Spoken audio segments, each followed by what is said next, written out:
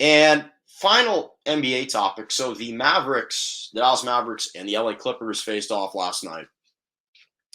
And it's so interesting. Every time the Mavericks and the Clippers play in the regular season, the identity of the game takes on something uniquely different than it does in the postseason. These two teams have obviously met the last two consecutive postseasons. Luka Doncic, his first two forays into the NBA postseason have been against this same foe. So you knew that there was some bad blood there and some charged individuals emotionally getting ready for this game. And the Mavericks outlasted the Clippers in overtime, 112 to 104.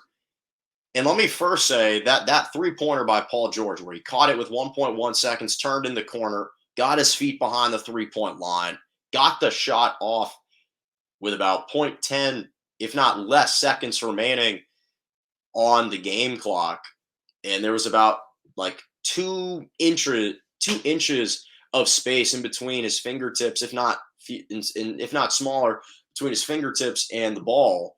To make that shot in the moment, I give a lot of credit to Paul George. He's been having a tremendous season.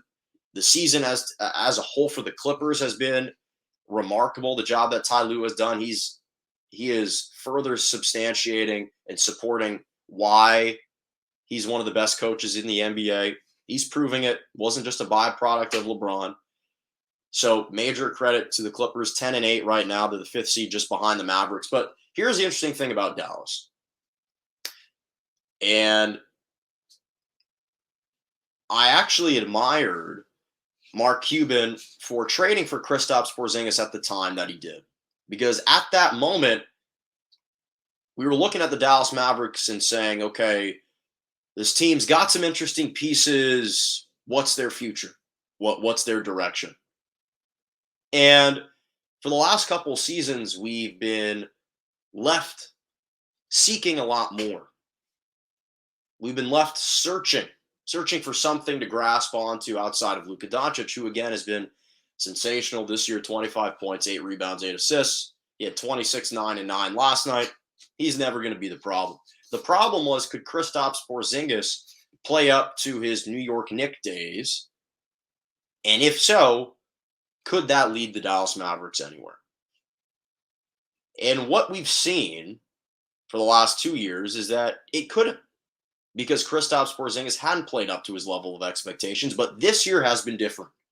And maybe it's got to be, maybe we have to give a little bit of credit to Jason Kidd, who's taken over, who's done a nice job incorporating him into the offense a little bit more, trying to engage him. Because the last time you saw Kristaps Porzingis, especially against the Clippers, the last two postseasons, obviously the first go around, he missed the majority of that first round matchup because of an injury. And last year, he was just dispirited. He was disgruntled, unenthused, kind of lethargic out there. Didn't really give much of an effort and kept shooting perimeter shots. He'd just stand around in the corner and would just watch Luka Doncic dance with the basketball all day long.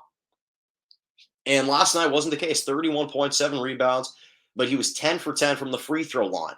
So he was getting to the bucket. He was not just settling for the outside shot. He was using his height, dropping down onto the post, and drawing fouls. And that's what we need Kristaps Porzingis to do if you're the Dallas Mavericks. 20 points, 8 rebounds on the year. And I'm not saying that the Dallas Mavericks are going to advance very far in the postseason. I'm not saying that.